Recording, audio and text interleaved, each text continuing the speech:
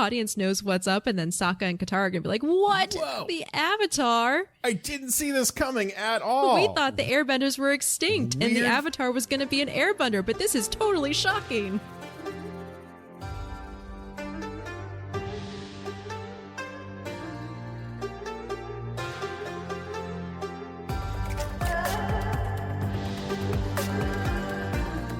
Hello, and welcome to Avatar, the podcast. The podcast. The podcast. That's my effort. We're happy you're joining us. I am AcornBandit. And I'm BoosterGreg. And we're going to be your hosts and tour guides of this rewatching of Avatar, The Last Airbender. If you haven't seen the show before, we invite you to watch along with us because we're going to be diving deep into each episode and talking about our favorite parts, some themes, some character development, world building, all the good, juicy stuff. Mm-hmm. I'm going to make sure I point out all of the bonks, the funny sound effects that happen. That will be my promise to you, listener. Because there's Thank a you, lot. Nickelodeon. Thank you, Nick. For the bonks. Love it. So jumping right in, Avatar The Last Airbender is a show that was created by Michael Dante DiMartino and Brian Konietzko. It first aired on February 21st, 2005, and was on air until July 19th, 2008. I was one of those fans who was watching it live on Nickelodeon, so I was there in the beginning. Greg, how about you? I was not. I can't tell you what past Greg was doing. That's between him and the world. But what I can tell you is I was watching it. I binged it. I get the privilege of seeing most, if not all of it, pretty much as quickly as humanly possible. And that actually is really nice. I wish that I was able to binge it because it was torture to wait until every Friday. I think it was Friday for the next episode to come out. And we'll find that a lot of the episodes end on a cliffhanger. So it was not a fun time. I kind of envy you. Mm-hmm. Yeah. It was probably the ideal way to watch a series like this because I have found when you're binging things so closely together, the details really stand out and you really get that new appreciation versus when you watch it week to week and you kind of forget some things or you kind of, I don't know, like the foreshadowing gets overshadowed. That was a weird sentence. I don't know if I like that, but whatever. We're going to go with it. A lot of those little tiny things get missed. And when you're binging them, unless you over binge, you'll pick those up easiasier. And by over binge, I mean, you're just staring at it and like maybe some drool and like, you know, you haven't left your room in a couple days. That's over Glossy eyes. Glazy eyes. You can't even tell if they're speaking English anymore. Like that's that point, right? I'm really excited to watch it again. I've watched this series multiple times because it is that good and it's one of my all-time favorite series, but I've never before really picked it apart and understood or tried to understand why I like it so much. So that is what I'm looking forward to most out of this podcast. How about you, Greg? Yeah, I mean, I watched it when I binged it and I haven't watched it since out of design and also because there's way too many shows to watch now. I'm really excited to almost have, it's going to be almost a fresh set of eyes that I'm going to have watching these episodes. I am going to remember some of the larger plot points that come up.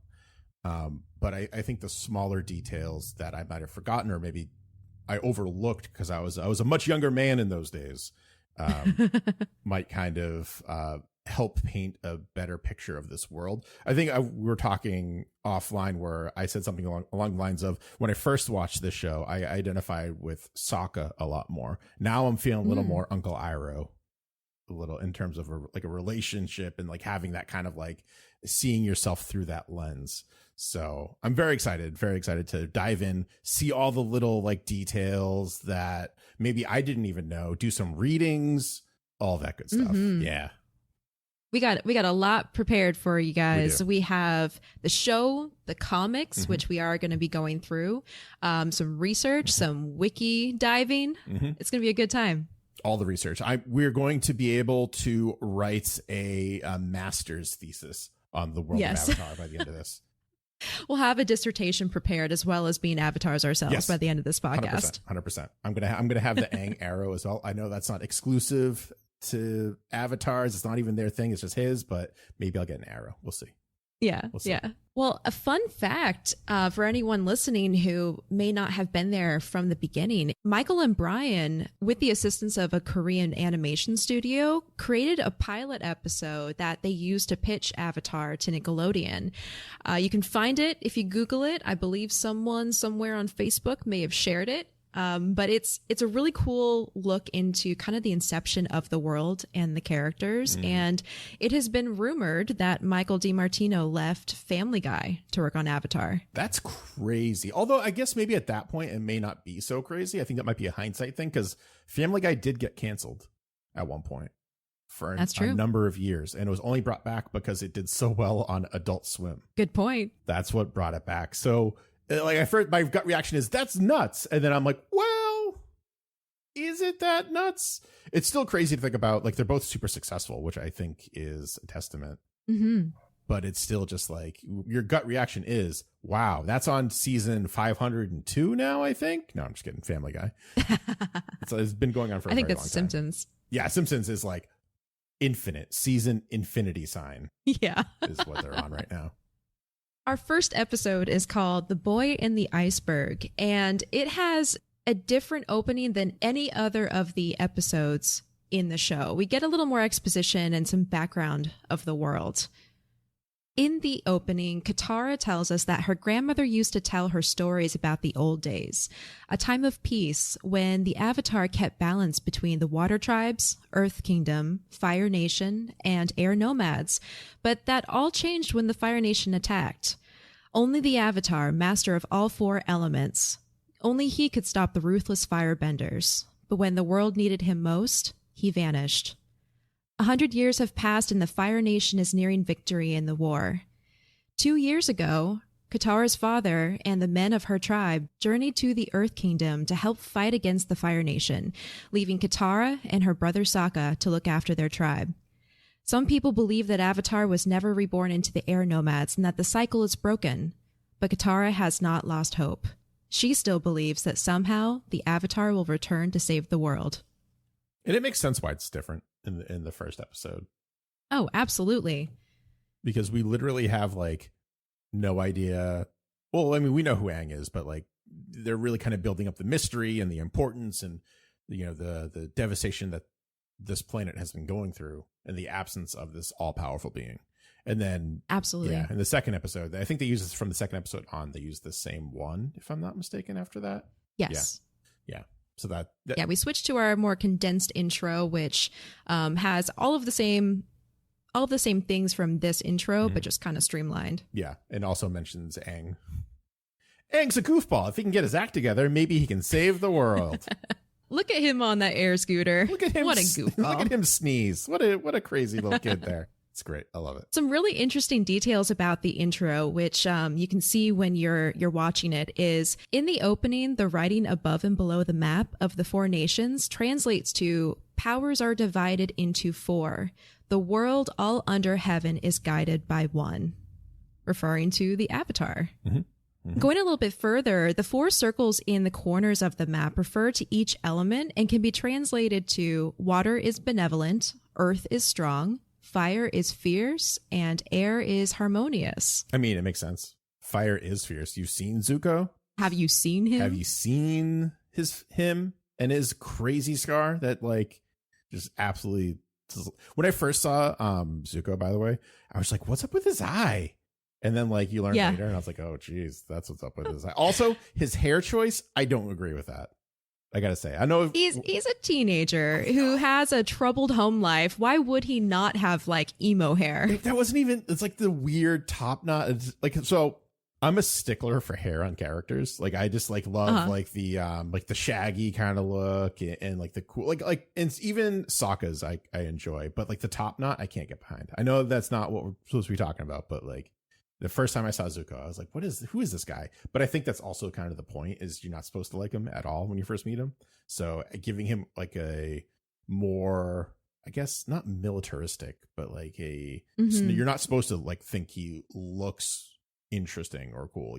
He's supposed to look the villain. Yeah, it's really iconic, right? Yeah. And it's also fierce. So fire, yeah. Very fierce.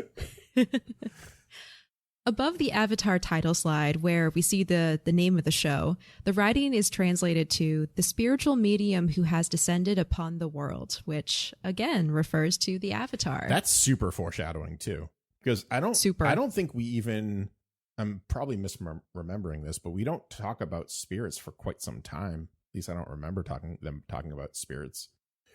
No, good point. We first really encounter the spirit world in book 1. But kind of near the end of it. Yeah. The Benders in the opening, can you name them? Can I name them? I mean, if I look at the handy dandy document we have, I could probably name them. Yes. We have Paku for water. We have Azula for fire. Is it Sud or Sud? I think it's Sud. Sud, like Suds. Although you would think Suds would be water. Nope, never mind. That's a rabbit hole. I'm not going down. Sud for Earth. And the air nomad's identity is unknown. Yes. Yeah. Some people have said that it's Aang, but when you look at him closely, I don't think so. I think it's just a random air nomad. Yeah. But the rest of them are characters that we're going to encounter in the series. I can't wait. I'm so excited. I don't know about you, but when I first saw this opening, I remember being so excited. I thought it looked so cool. Like, there were no other shows that had that kind of cultural imbuement, if that makes sense. Yeah. It's like, whoa, we have elemental benders and there's this master avatar guy.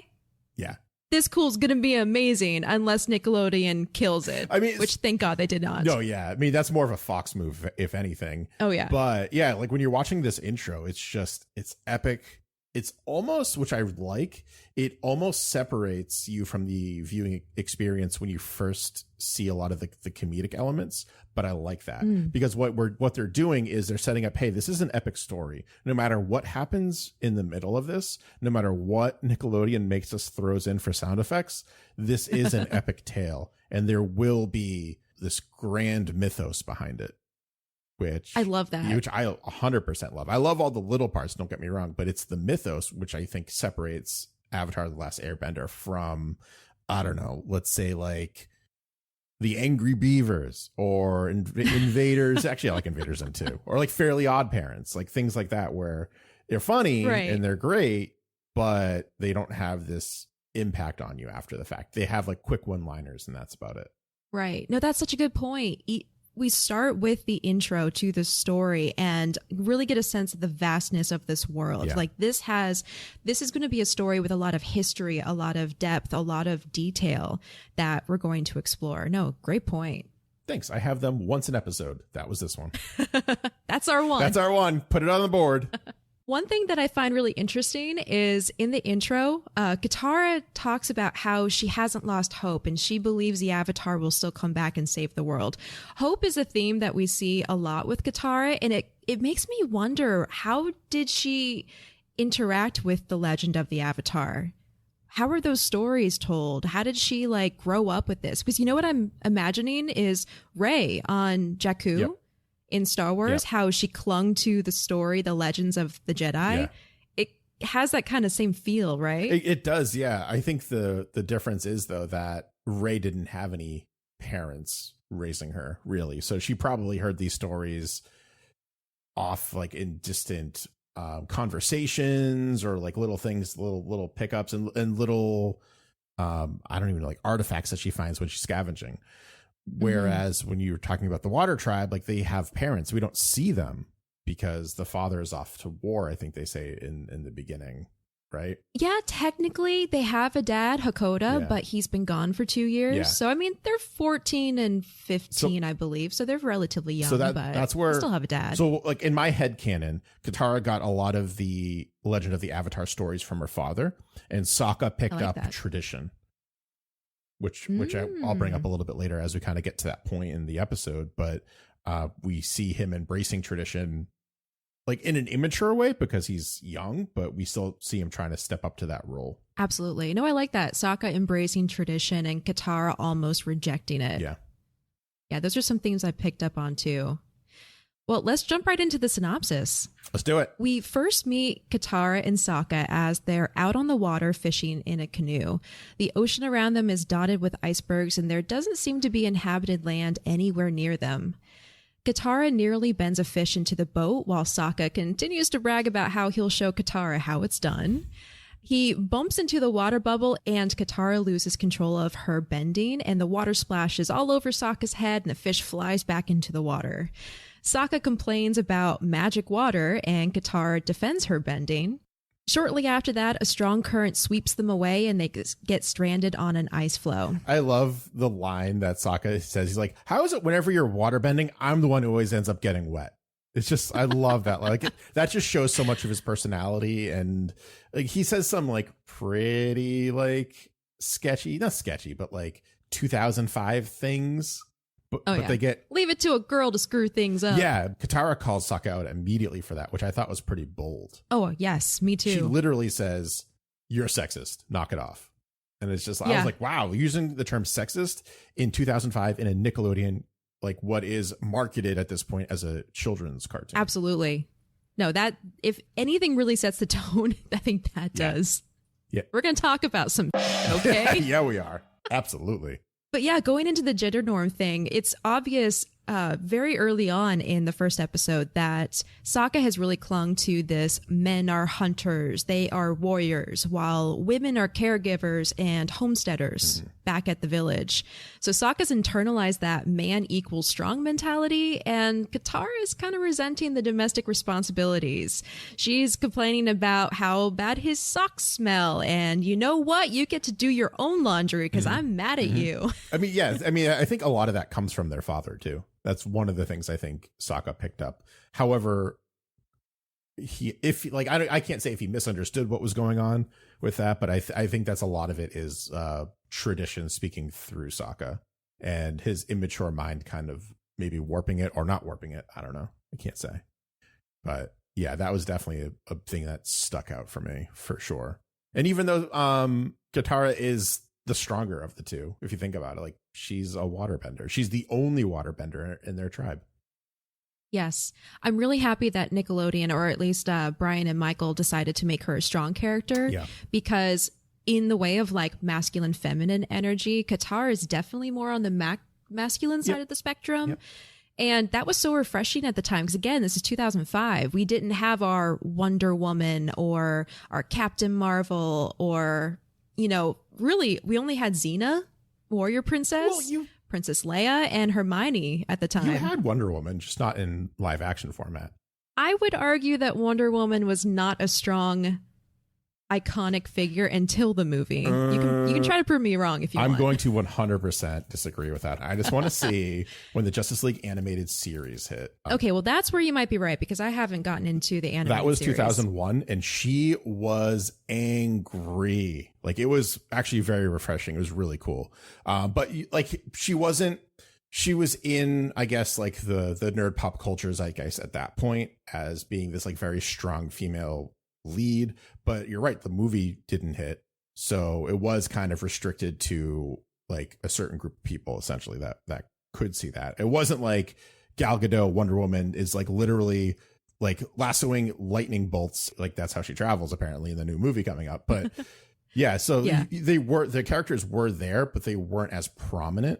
And this was and for you too, like Katara is that like breath of fresh air, that like cold drink of water in like the desert. Like she is for a lot of people that first big strong character that young women could identify, or men too could identify with. 100%. Absolutely. Katara does lose her temper in this scene and her bending breaks open a giant iceberg. A spherical chunk of ice comes floating up through the water with a strange light emitting from it. Katara rushes to help the silhouette of a person she sees inside. She uses Sokka's spear to break open the ice. Some distance away, Zuko sees a bright blue beam of light shoot into the sky from the deck of his Fire Nation ship. He turns to his uncle and identifies the beam of light as coming from an incredibly powerful source. He believes he's found the Avatar. After refusing his uncle's offer of a cup of calming jasmine tea, Zuko orders the helmsman to take them towards the light. I just want to say, watching this in a post-Marvel Cinematic, or like in the middle of a Marvel Cinematic Universe world, this is super Captain America. They find a fallen soldier in a block of ice, and like all of a sudden this evil comes seemingly out of nowhere to hunt him down. It's literally that's incredible. It's Captain America and Hydra, but instead it's Aang and the Fire Nation. I love that parallel.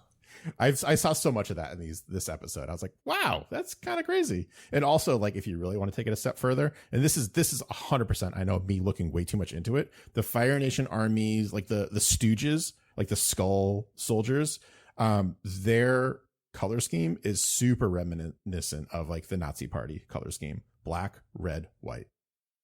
Now that you pointed out, holy crap. And the Water Village is primarily blue and white. True. And I was just missing that red. I was like, holy crap. Well, blue and not for America. I was thinking more for like the Jewish people. Oh, true. Yeah, that's what I was thinking of. Wow. But that's me like looking way too much into it. And after being inspired by the Captain America stuff and him literally punching Nazis, I was like, oh, let's find all of the World War II stuff in here. I'm looking forward to the other ones that you picked up on. There's like a couple more. There's not too many. I put a kibosh on it pretty quickly after I got into the color scheme train of thought. I remember at the time hearing Iroh offering that cup of jasmine tea and talking about how a man needs his rest later. I remember being kind of worried that the writers were going to make him into that kind of oblivious character who plays in opposition to the main character, the one who's kind of bumbling, a little dumb, who antagonizes their counterpart, kind of like Peaky in the Brain. Yep. I don't know if there's a term for that, but I was worried. And boy, was I glad to be proven wrong. Yes. Iroh is the complete opposite. He's more of a Master Roshi than a Pinky, if I really think about it. Yeah. Like he's got his quirks, he's got his laziness, but he's like, he knows what he's talking about and he knows what he's doing. Definitely. Fun fact about Zuko, he was one of the last characters to be written into the show. Really? Yeah, really. The Fire Lord was meant to be the show's main antagonist, but the writers realized he would not be able to do much. Yeah. From his throne. So they wrote Zuko into the show to be the main antagonist. Yeah. Also, there's that weird kind of, and that wouldn't stop them, but there's that weird kind of thing where it's like an adult is hunting children. That too. Kind of creepy. That's kind of creepy. They've done that before, so it wouldn't stop them, like I said, but it's super creepy. Cutting back to Sokka and Katara, the siblings watch as a young boy with a glowing blue arrow on his head climbs out of the ice and light. The boy slumps and falls down the snowbank into Katara's arms. He wakes and, after a dramatic pause, asks if Katara wants to go penguin sledding with him.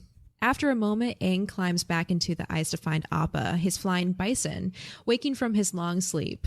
Sokka doesn't believe Aang when he says Appa can fly and gets shot with a giant snot ball when Appa sneezes Classic. on him. This is like that classic Nickelodeon humor, but it also works. Like it's never, for me, it's never shoehorned in. There's always a purpose. There's always a point.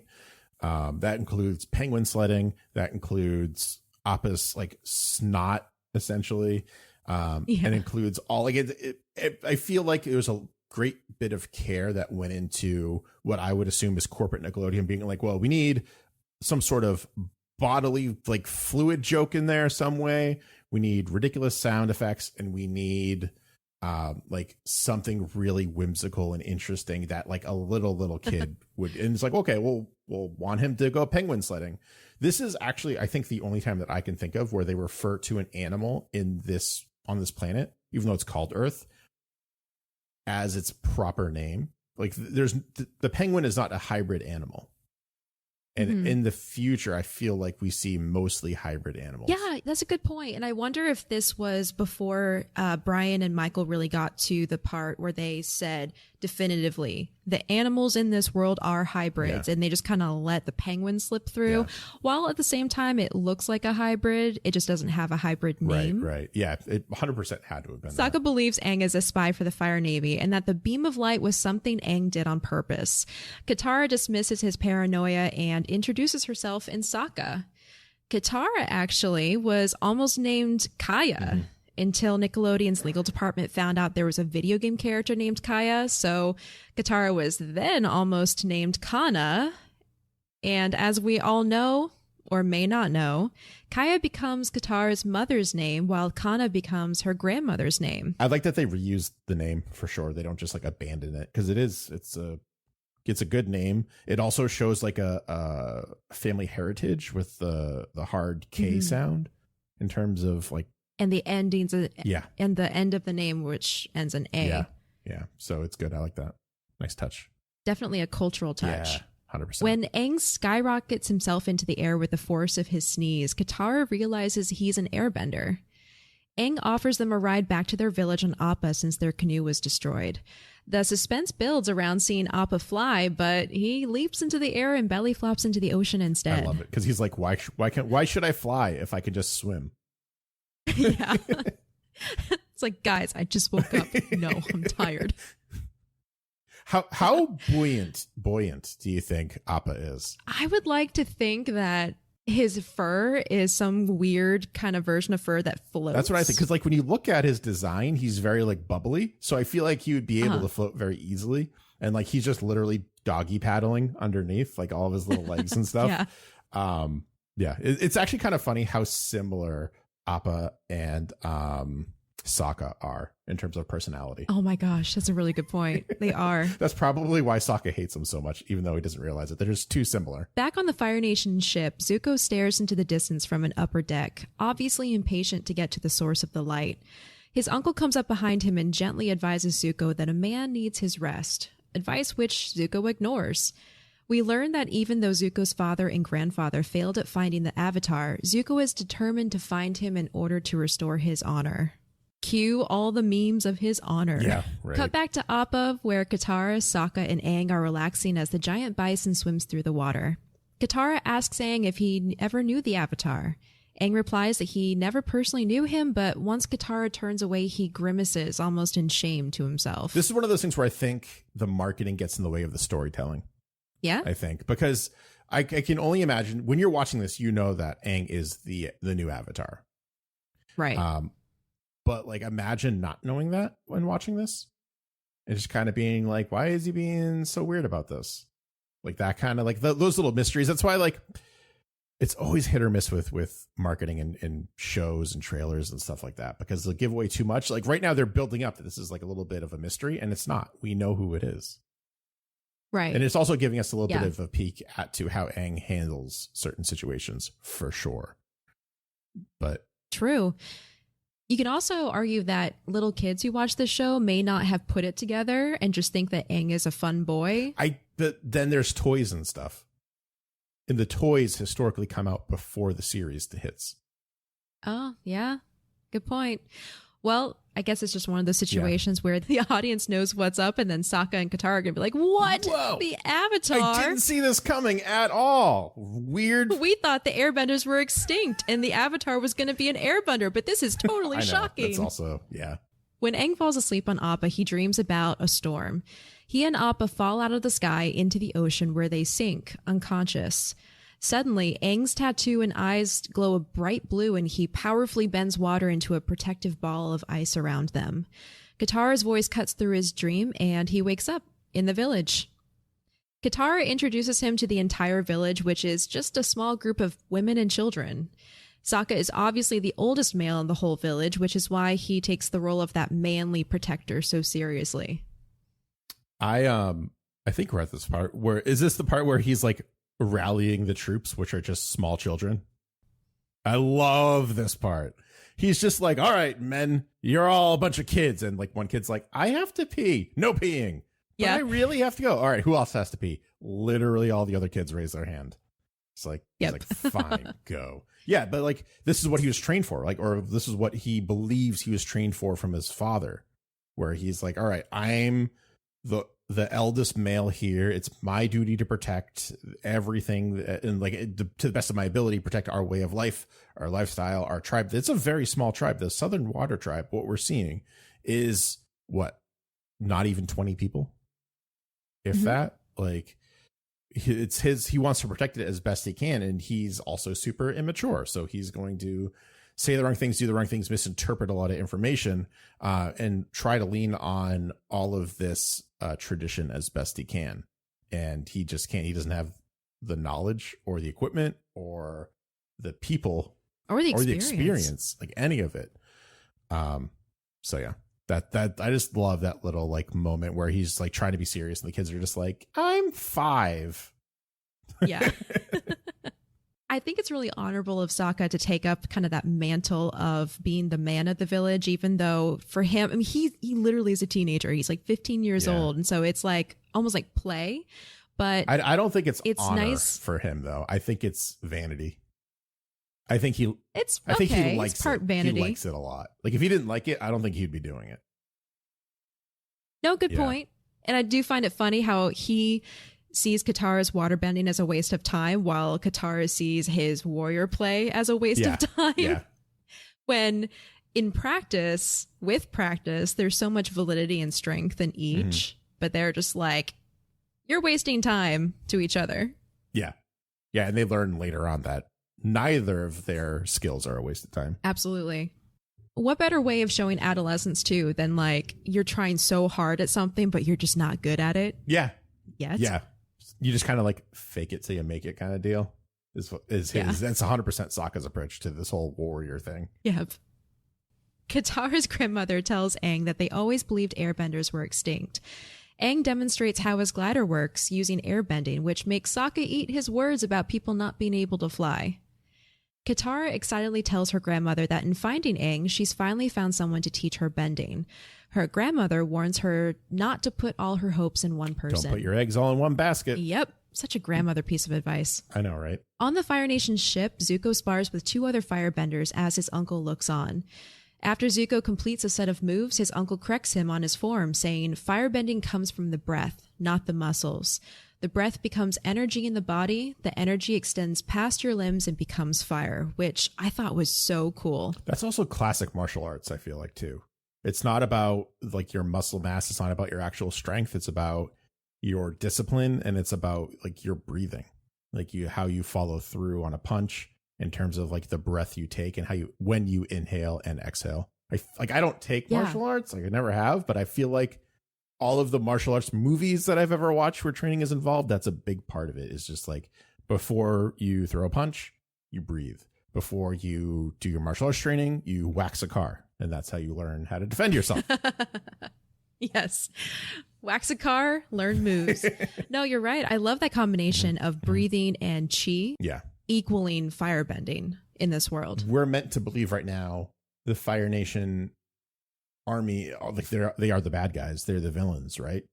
But a lot of their power, so you would think as a villain, your power set would be based off of anger, emotion, almost like a Sith with a Jedi, right? Like versus a Jedi, where it's all like emotion and you just like hit something as hard as you can and it's brute force. But Uncle Iroh is telling us right now that it's not. It's about like something as simple as breathing. Like your power doesn't come from your muscles. It extends beyond that. This power is bigger than you, period. And Zuko's like, no, it's not. Yes it is. Yeah, I can force it. I'm ready. Zuko is impatient and demands that his uncle show him the advanced set of firebending moves he believes he will need to fight the Avatar. The Fire Sages have predicted that the Avatar is the last airbender and is over 100 years old. So Zuko, convinced the Avatar has been training this whole time, is adamant that he catches up. He doesn't want to master the basics. He feels it's a waste of time. His uncle begrudgingly agrees, but tells Zuko he will teach him after his meal of roast duck, which is such a classic Iroh moment. It's so good.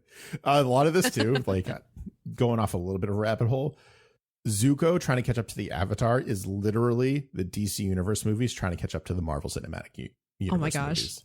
It's like taking all the shortcuts you possibly can, not understanding the basic like use or the basic training of your abilities, and just trying to get to the finish line so he can meet up and have this big fight. Little does he know that rushing mentality is going to be his demise. Yes. And that's the whole point. In literally every possible way. It's not the destination, it's the journey. 100%. Yes. So it's very like interesting to kind of see that in here.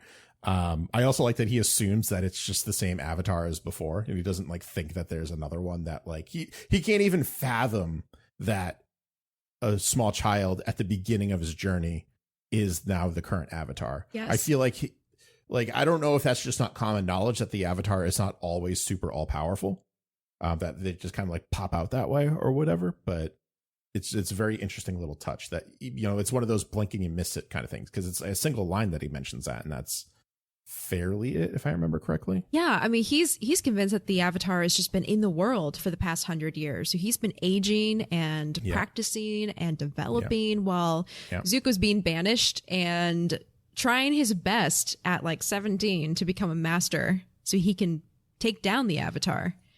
Classic 17-year-old trying to take down 114-year-old Avatar. Yeah. Or 112. Kind of touching on that quality you were just talking about, how it's about everything that goes into the journey than the final fight.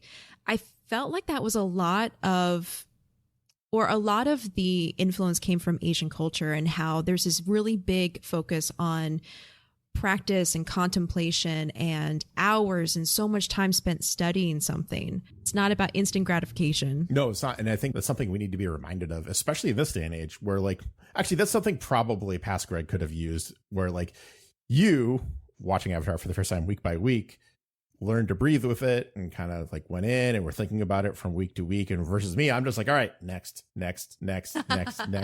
So really, if you think about it, I'm the Zuko of the show at this point. And I guess you're the Uncle Iroh? I'll take it.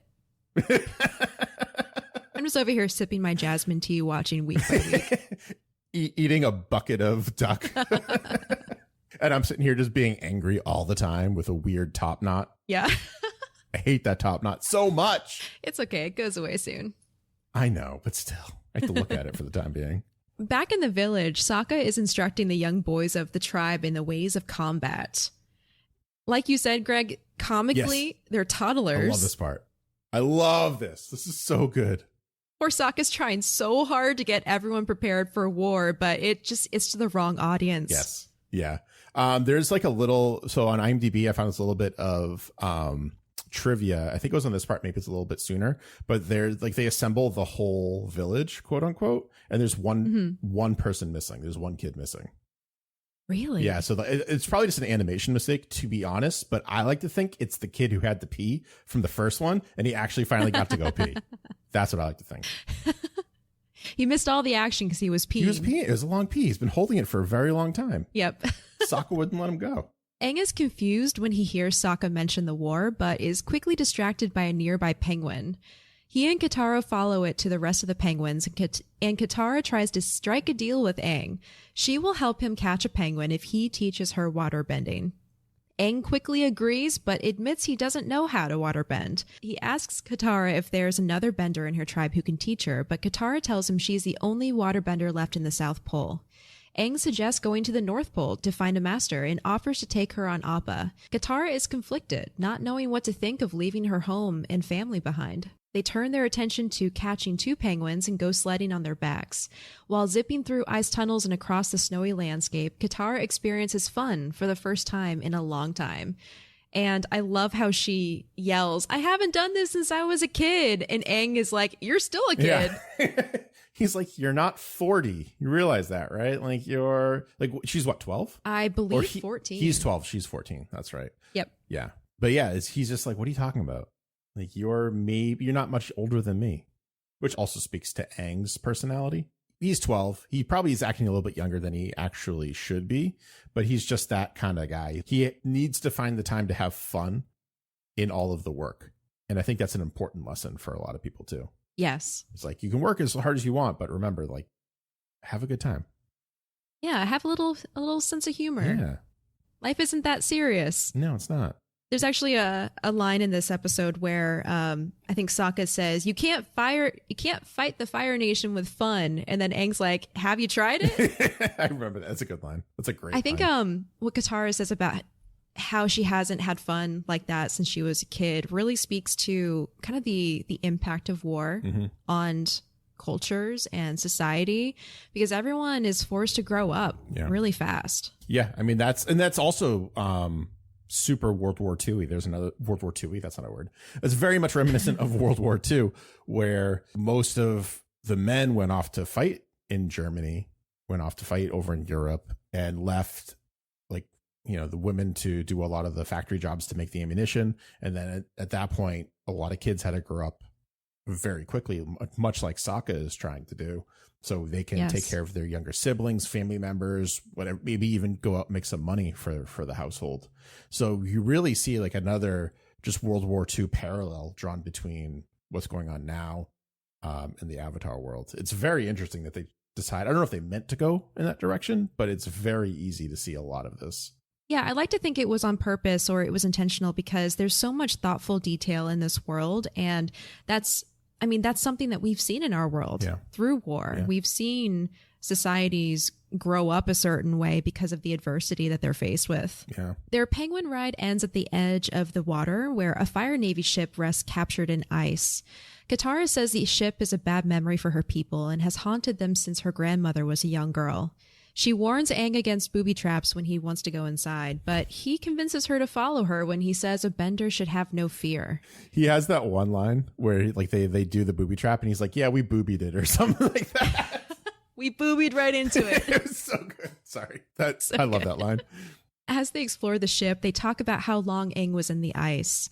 Because he doesn't know about the war, which began over 100 years ago, Katara thinks that maybe Aang has been in the ice for at least that long. Aang is shocked and troubled. He and Katara find the bright side in the situation, though, because he got to meet her. Yeah. That's also Aang's personality. He finds the silver lining in things. He's very positive, like almost to a fault at times. They go to leave the ship, but set off a booby trap that shoots a flare into the sky. Zuko, of course, is nearby and spots it using binoculars, and he sees Aang and Katara escape the ship using airbending. So he knows that he's found the Avatar. How does he know, though? Like, a flare went up on an old ship that's been crashed, like, we don't know how long it's been there. And he's just like, that flare, there's only one thing that can set off flares in all of existence. It's an avatar. It's like, that's a little bit of a stretch. Yeah, but okay, yeah. Pal. Okay, pal. A flare goes off and I see someone jumping off of a ship. It has to be the Avatar. I see a kid who is not 100 and something years old, who I thought was, I think that's one of those like small minor gripes that I have. I'm like, or I mean, to play devil's advocate on this one could say that he's so focused on getting the Avatar that he literally sees anything as an avatar. He sees like a snowman from a distance. It's the Avatar. He drops his sandwich and just blames the Avatar. It lands like peanut butter side up. Avatar. Like everything is just all consuming hate for the Avatar. I love that he's never met. Period. Yeah. Little detail, but the song that plays when Aang and Katara are escaping the ship, one of the best songs in the soundtrack, in my opinion. I got like all tingly and happy. Yeah. Oh yeah. 100%. That is where episode 1 ends, though. Yeah. If you were to watch this without watching the second one right off the bat, you would know what you're getting into just based off of this. Yes, it's a really good representation of the show. Yes. Yes. Although it's a little, little heavy on the comedy and the lighthearted, like kidness, I think it's a good introduction to the story. It really gives you a lot to think about. Yeah, the lightheartedness, the kid stuff is super obvious in this episode, whereas the drama takes a back seat. But what we'll find, if I'm remembering correctly, is that will gradient into the other way around as we continue this journey, which I love. And that's the same thing. It's actually, I think it was Dave Filoni directs this episode, which is very interesting because he's pretty much the Star Wars guy now. And things like the Clone Wars animated series and Rebels do the exact same thing, where it's super lighthearted, super kiddie, and you almost don't want to finish watching it because it's just too much. And then you start watching, you get really into it, and you start realizing like you're in the middle of the series and everything's just dark and you don't know how you even got here, but you're just here. And all of a sudden you just start noticing that it's mostly heavy on the drama, heavy on the legend, heavy on the lore. And then the little jokes pop up every once in a while now. And I believe Avatar does the same exact thing. Yeah, that's a good point. They really do approach heavy topics through the lens of the character's emotions. And I think that's how they can get away with it, because they're not addressing the topics head on. It's through the experience of the characters. So you can identify with the fear or the excitement or the determination that they're feeling and see how they work through and kind of process what's happening to them. It's taken so much. I'm just like a quick sidebar. It's taking so much restraint for me not to just dive into every single episode that I can right now and just watch them week by week as we're talking about them. So like, talking points don't get mixed up or anything like that. Oh, same. Yeah. I'm just like, oh, number 3 is right there. Just, get that. I'm like, nope, don't do it. Cause you're going to say something that happens in episode 25 when we're recording episode 3. Yep. So I think I ended up watching episodes 1 and 2 3 times because I couldn't let myself continue to episode 3. Yep. I did the same thing with The Mandalorian though, but that's also because they released that weekly. So I was like, I'll watch this episode again and again and again and again and again until I'm crazy. Yep. All right. Episode 2, The Avatar Returns. This episode picks up right where the last one left off, and Aang and Katara arrive back at the village to find Sokka and the rest of the villagers waiting for them. Sokka accuses Aang of signaling the Fire Nation with the flare they saw in the sky. Katara defends Aang, telling them it was just an accident on the Fire Navy ship. Probably a bad move because Gran reprimands them for going near the ship and says everyone is in danger now because of it. Aang takes responsibility and is called a traitor by Sokka, who is trying to uphold the promise he made to his father of keeping everyone in the village safe. He boobied the trap. He boobied right into it. Boobied right into it. Terrible. I also love how much Sokka hates the Avatar and Zuko hates the Avatar. I feel like they should form like a I hate the Avatar club at this point. I feel like they'd be best friends. Yeah. I feel like that. I don't know.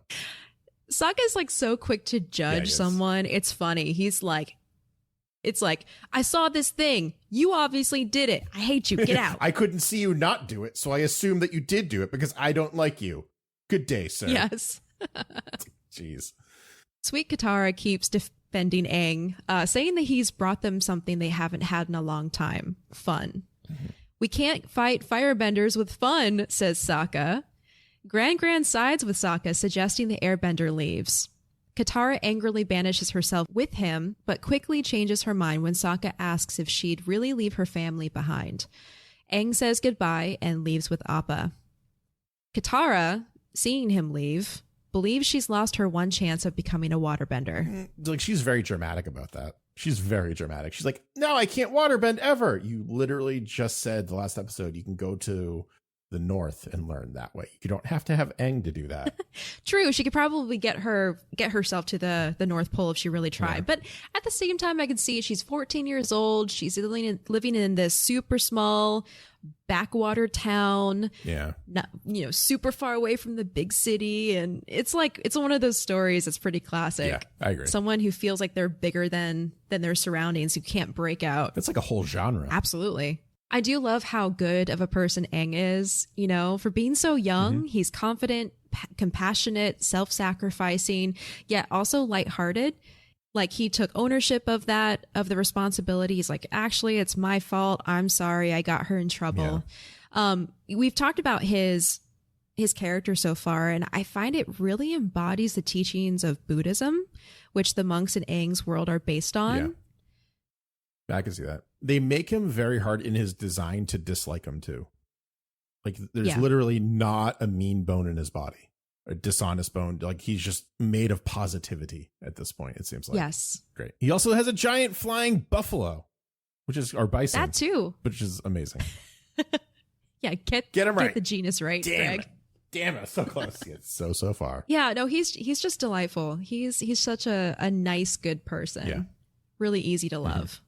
Aang sees the Fire Nation ship on his way from the village and turns around by himself.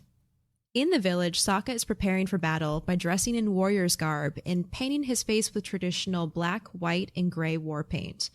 At the same time, Zuko is being dressed in Fire Nation armor on his ship. At this point, I'm not sure if if Sokka was trained to gear up like he is, or if he just watched his father do it a whole bunch of times and just kind of mimicking it. This is like, also, if you look at the Sokka and Zuko kind of parallels, you're watching it and you have this like epic music going on in the background and they're like gearing for war, and you forget that they're like 14 and 15 years old. Oh, definitely. And they're really kind of like getting into this moment only for their age to be blatantly obvious a little bit, like a scene later or a scene or two later, which I found very interesting. Like, this very epic moment, drums going, whole deal, like face paint, just like the way it's cut, the way it's shot, like all of it, amazing. And then it's just like when action actually happens, it's not all that impressive. Yeah, the ship arrives and cuts through the ice all the way up to the village, collapsing the border wall and flattening Sokka's watchtower in the process. Sokka attacks Zuko as soon as he leaves the ship, but is easily disarmed by Zuko and is knocked headfirst into a pile of snow. And this, like you said, really shows the difference between them because Zuko disarms him with his foot. Yep. Oh yeah, 100%. He like kicks the weapon out of Sokka's hand and then kicks him again into a snowdrift. And it's like, oh wow, good try, Sokka. He did his best. He got his. This is actually the first time we see Boomerang in action too. Yes, which is amazing. True. Boomerang. I love Boomerang. Also, fun fact: if you look at the Fire Nation ship, it is bigger in every single dimension than the entire Water Village, Southern Water Village. I believe it. It's huge, ginormous. It's so overkill. Like it's ridiculous. Absolutely. And you know that the Fire Lord probably gave Zuko like the smallest ship in the fleet. It's like a dinky little ship, and yet it still dwarfs the Southern Water Tribe. It's ridiculous. It's like I watched that. I paused that because I watched this 3.5 times in the last halftime, which is in the background. But I was like looking at the dimensions. I was like, holy crap, this thing is a behemoth of a ship. And you're right. It probably is the smallest one. And like, what must this look like to the Southern Water Tribe at this point? They probably, no one has seen this thing ever or anything quite like the size. I can't imagine Gran has. I feel like Gran's just lived in that village her whole life. Yeah, I wonder if it's the same size as the one that's in the ice.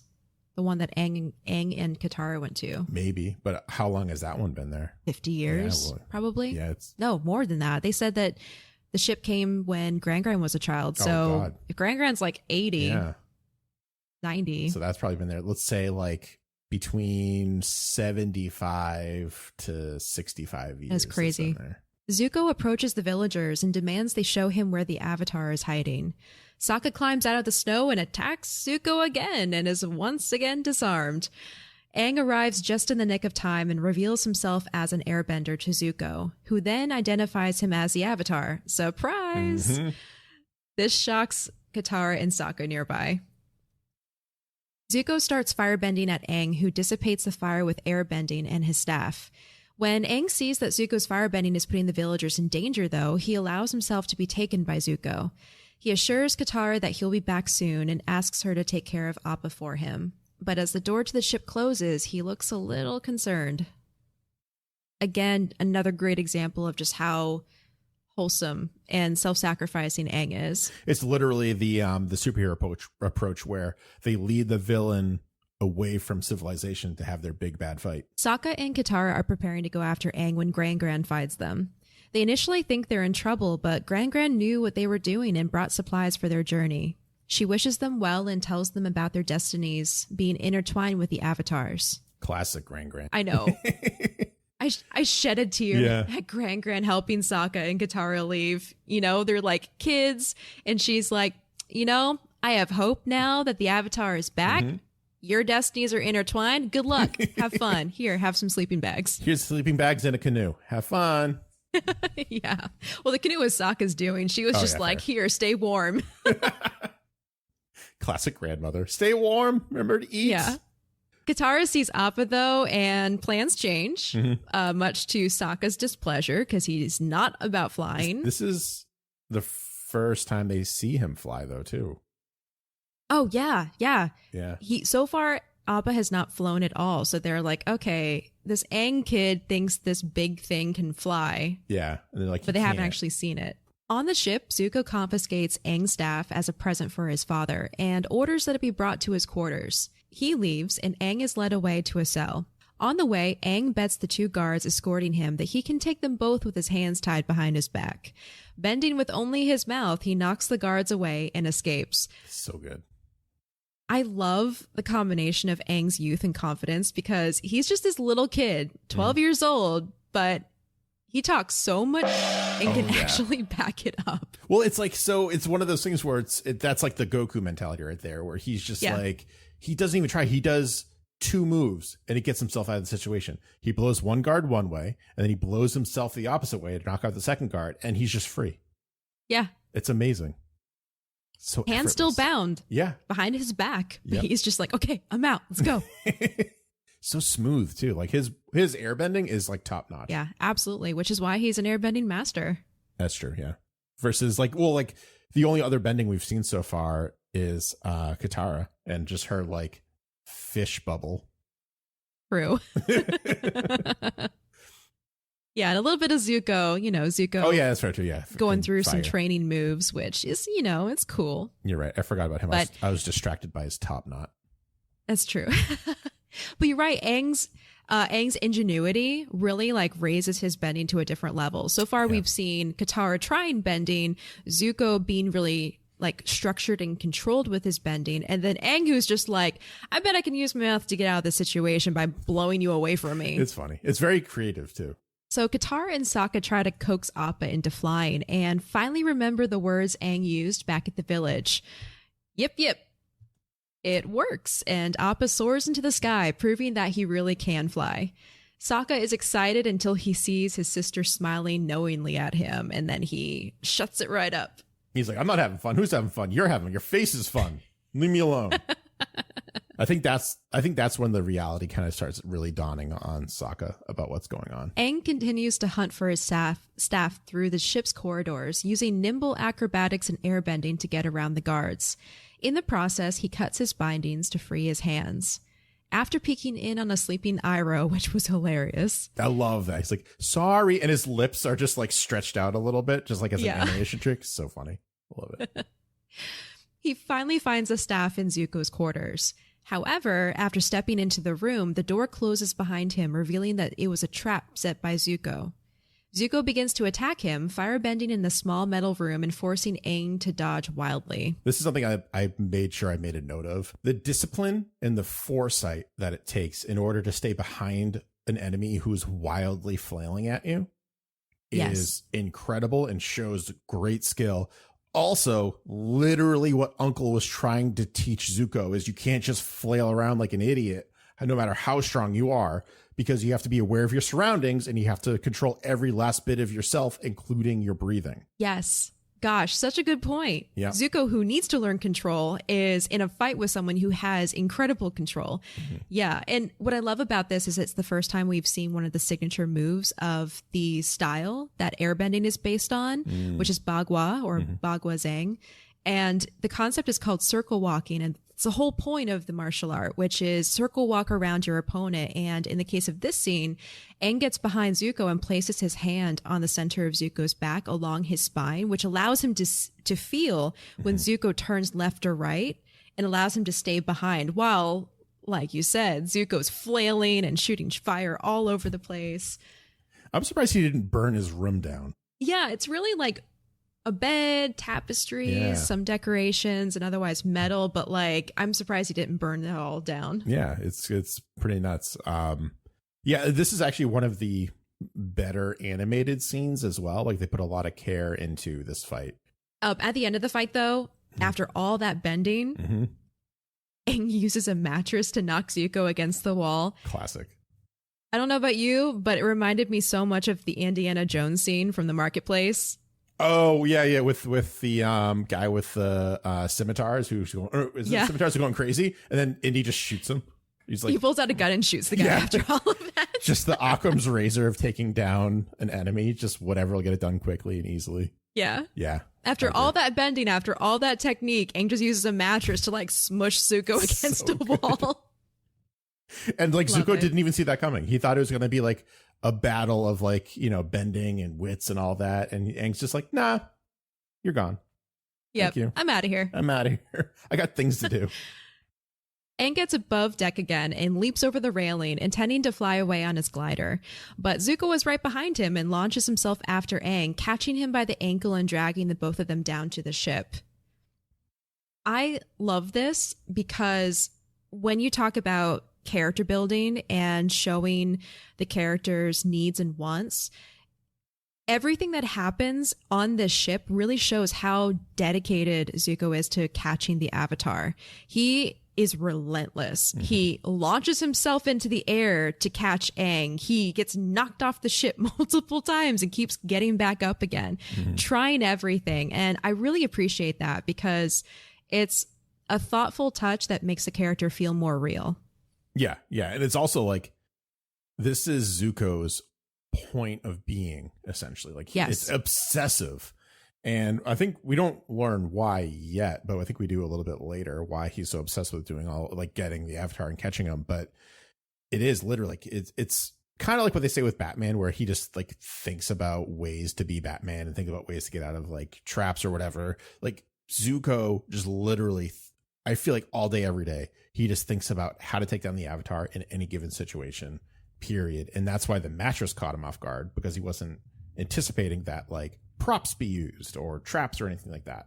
And when it's slipping away from him, he's going to keep on clawing back up until he's dead, essentially, or the Avatar just somehow magically flies away. Yep. Yeah, definitely. And really all we know at this point is his father couldn't catch the Avatar, his grandfather couldn't catch the Avatar, and in his words, his honor depends on him catching the Avatar. Yep. That's all we're really given, but through his actions, we understand how desperately he needs to accomplish this. It's also kind of funny. Uncle Iroh isn't really too concerned with catching the Avatar. Yes. Like he wants to train his nephew, but when Aang shows up, he's sleeping. And he's faking that. He has to be faking that. He's probably just, like, relaxing. He's not concerned about this. His main concern is the safety and well-being of his nephew and trying to get him out of this, like, negative headspace. Yes, I love how Iroh is always on his own, like, I don't know the word, equilibrium or something. He's focused on Uncle Iroh things. And more often than not, Uncle Iroh things are the things that we should be paying attention to instead of all the distractions or the things that we're trying so desperately to obtain. Which is much different than his brother, which I won't even get into yet because we haven't met. Zuko's dad. Yes. Fun times. Oh, yeah. Yeah. In the distance, Appa, Katara, and Sokka are gaining on the ship. Zuko catches sight of Appa and momentarily forgets his fight with Aang, too shocked at the sight of a flying bison. He quickly comes back to himself and attacks Aang with firebending, eventually knocking Aang off the side of the ship. Just as in his dream, Aang drifts down through the freezing water, seemingly unconscious, until his eyes open with the glowing power of the Avatar state. Using a water spout, he surges back to the surface and water bends the Fire Nation soldiers into the side of the ship, knocking them out and sending Zuko over the side in the process. The Avatar state fades away from Aang, leaving him to collapse on the ship's deck in exhaustion. Katara and Sokka rush to his side. As Katara helps Aang onto Appa, Sokka knocks Zuko off the side of the ship again, and here's your bunk bunk. Yep, again, like you have this big epic fight. Like he activates this inner power that we don't have a name for at this point, but like we know it's crazy. The first time we see Aang waterbending, yes, and he pretty much just goes Super Saiyan, does all this crazy stuff, comes back too, and now we're getting back to that comedy aspect, that little like the bonk sound effects. Yes, as Sokka knocks Zuko in the head with Aang's staff to knock him back over the edge again. It's just so strategically placed, that the bonks. Yes. I never thought I would admire a bonk placement as much as I have in these episodes. Me neither. They're well done. Yes. Well played, Nickelodeon. Well played. The Fire Nation soldiers wake up and advance on Katara. Using the move she just saw Aang do, she tries to bend water around the soldiers and turn it into ice, but bends in the wrong direction and freezes Sokka's feet instead. She turns around and tries again and succeeds. He's just the soldiers are turned into frozen ice sculptures. He's just like, really? Like in the background. Poor like, Sokka. Come on. And he's like chipping away. She doesn't even unfreeze it. I don't even know if they can unfreeze it, but he's just chipping away at it slightly, trying to get free. Yeah, she doesn't know how yet, but in as is tradition, whenever Katara bends, it gets on Sokka. Yeah. I didn't even think about that either. I do love that Katara, it's a small detail, but she literally tries the waterbending move she just saw Aang do while in the Avatar state. And Katara is so resourceful. So she saw a waterbending move and is like, I'm going to try it. Yeah. And even though she messed up initially, she did it in the end. And it's like Babu Katara's first waterbending. So proud. Aw, Katara. Katara climbs onto Appa and yells at Sokka to hurry, who is busy using his boomerang to hack the ice away from his feet, complaining about how he didn't ask for all this flying and magic. Kids, they escape. You kids and you bending. He seems like such an old man in this. Like, come on. I didn't ask for this. Yeah, he's like a crotchety old man. They escape, but Zuko hasn't given up. He and Iroh bend a huge fireball after Appa, forcing Aang to block it with a giant blast of his airbending. The fireball goes careening into the iceberg next to the ship, and an avalanche buries half of the ship under ice and snow. The gang escapes, leaving behind a defeated and angry Zuko. Looking at the destruction around him, Zuko promises that he will not underestimate the Avatar again. Up in the clouds, Katara and Aang talk about his destiny as the Avatar. The world has been waiting for the Avatar to put the end to the war, and the first step is for Aang to learn waterbending. They agree that they need to go to the North Pole to find a waterbending master, but first, some adventures. And they fly off into the sunset, kind of. One of the things that I thought was really kind of funny when we're looking at the Fire Nation's ship and all the frozen soldiers, the other soldiers who are not frozen are like using tiny little flames to try to like thaw them out, essentially. Yes. But also the funny part of that too is when I was a kid, I used to have to shovel. I used to like imagine I just had like fire abilities so I could just melt all the snow and not have to shovel anything. So seeing like that would be incredible. Seeing like that kind of use of fire bending for like thawing or like melting snow, I was like, oh yeah, kind of like resonated with me a little bit. If I had fire bending abilities, I would use my hands to keep my coffee cup warm. Ooh.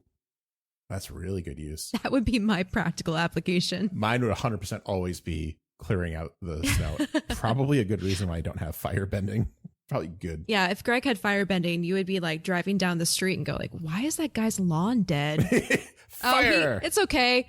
Greg's a firebender. He cleared out all the snow but accidentally torched his lawn. It's fine. It's my lawn. It's fine. I could do it. It probably wouldn't look much worse than it does now, though, to be fair.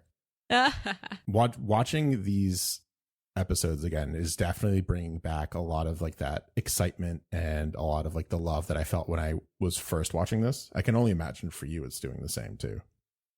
Yes. I feel like, especially in our day and age right now, and the fact that I've been in I'll put air quotes around this, an adult for so long. I'm adulting. I feel like I could use a dose of some fun, like Katara said. I need some more fun, some more whimsy and youthfulness in my life. So Acorn, if you were to think of a moral of the episode, like something that we can really take home and think about until our next episode, what would that be? You know what, Greg? I think that would be have more fun. I agree. I think sometimes you just have to sit back and have a little fun, whether that be just taking like a 15-20 minute break from work and, you know, jumping maybe on an old video game or reading a book or drawing or listening to your favorite Avatar based podcast for a little bit. Like any of that, just remember, as serious as things can get, and they can get serious and they can get scary and, you know, you can be easy to be overwhelmed. Just being mindful and taking that 15 minutes for yourself and doing what you enjoy and having fun is super important. Remember to keep things light. Keep it light. Unlike my statement that I just went off of, keep it light. Who would you say is the most valuable character? Like who won who stole the show for you in this? Like who's the MVP of this episode? Who's the MVP? I was trying to think of like a clever for like the P in the acronym there, but it didn't come out to me. Maybe next episode it will, but who is your MVP? Most valuable player. Yeah, but they're not really players though. I don't know. They're players in the game of life. Oh, aren't we all though? If you really just boil it down to that. You know what? I want to hear your MVP. It's Aang. It's designed to be Aang. The whole episode is just watch Aang be amazing and like the perfect hero that you could possibly think of, with a little bit of flaw, which makes him even more perfect, some might argue, in terms of like introduction to a hero. I think it's just designed to be him. Although my personal bias is going to say Sokka. I'm going to say Sokka for every single episode, just as a blanket. But this is clearly designed. Episodes 1 and 2 were designed to show. I almost said Sokka. show Aang in a positive light and make you really start to root for him. I mean, just his presence not only signaled the Fire Nation army, which put Zuko on his path, it also put Sokka and Katara on their path as well. So just this one guy, it was one kid showing up, sets everything in motion and makes everything for the better. Love it. You know what, Greg? You got my back earlier. I got your back now. I think the MVP of this episode is Sokka. Yeah? Because it makes me so you know happy. what? Poor guy, non-bender in a bending world, getting water dunked on his head and ice all the time frozen around his feet. He didn't ask for this. Didn't ask for any of it. Didn't ask for this flying and this magic. All this fun. Didn't ask for any of this. We're in a war. Have you heard? It's serious. You can only take one bathroom break a day. Serious. I think Sokka's our MVP. Yeah, I love him so much. He's always he will always be my MVP, except when Uncle Iroh has his moments. Absolutely. I'm so happy you said that. That's great. All right. I think that's pretty much it for us for now. I don't know. Was there anything you wanted to shout out while we're on our way out the door? Yeah. I don't know if you heard, but I'm making this podcast called Avatar, the podcast. Just want to shout it out there. Never heard of that before. Check it out. It's pretty great. What about you? Me, I got a lot of things. I'm very busy. I'm a very busy man. And it's actually, I wouldn't have it any other way. Yeah, if you want to come in and hang out with me when you're not listening to this podcast and not watching Avatar, you can do so over on Twitch. I'm over at twitch.tv/BoosterGreg. I also am a part of another ensemble podcast called the Bad Chaotic Funky Podcast. That one's on a little bit of hiatus right now because there's not really much going on in the world right now to talk about in terms of nerd entertainment and news. But that will be back. And also, finally, if you're a fan of the Geek Generation Network, you've been following for a little bit, you might also know that I have a little show called Adapt This, a DC Animated Universe podcast, which is going to be starting. We've started season 2 recording now. So episodes should be coming pretty shortly. So that's super exciting. And that's literally everything else that I have. So, and you might see me soon on Adapt This. You might, you spoilers, you definitely are, but you're going to, and it's going to be great. It's going to be amazing. Also, shout out to the Rob Logan over at the Geek Generation Network for allowing us to talk about and nerd out about Avatar, The Last Airbender. I'm super Absolutely. excited. If you have not heard of the Geek Generation, if we are your gateway, go check them out. TheGeekGeneration.com. There's a ton of podcasts, anything from DC, like Adapt This, to The Orville with Quantum Drive and our good friends, Rob and Katie. Well, there's so many, like if you like nerd things, there is going to be something there that you like. Lots of good stuff. Go check it out. And if you don't, then I'm so sorry. Just kidding. No, you guaranteed you're going to find something there. Until next time, guys, thank you so much for hanging out with us, and we'll see you on the next episode. See you then. Bye. Bye.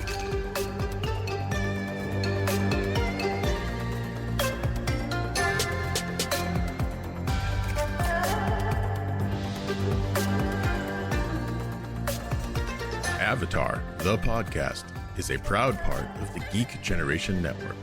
Check out all of our podcasts at thegeekgeneration.com.